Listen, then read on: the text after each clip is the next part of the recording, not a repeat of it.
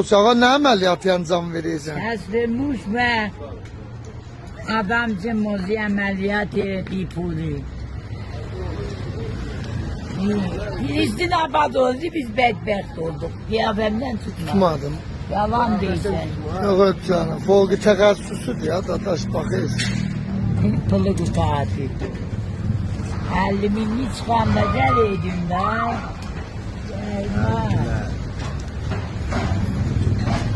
Ağa folqi təxəssüsüdür, heç kəs işləyənməz.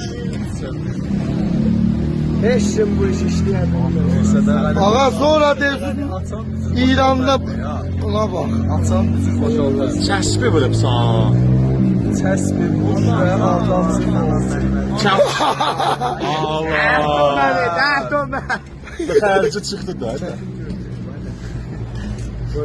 Gel. Ya birun bebine. Koy geç. Bəlvəz usta qarı işləyər, şıxlıqdır. Biraz aşağıda tut koy görsən.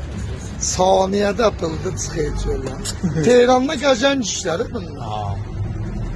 Tehranda gündə 5 milyon. Ama kuşədə var. O kuşədə. Görüşək. 50 minlik çıxdı. Kim? Get o yolun ağzındakılarda qəşəng olar. Məsələn, İsarda zatda. Tərəf yol açıb edirsə tərəf çıxarsın. Bəlvəz usta qardı Allah'ın olsun buna bax. Saniyədə çıxıyor çölə. Sonra deyirlər İranda zirəng adam yoxdur bax.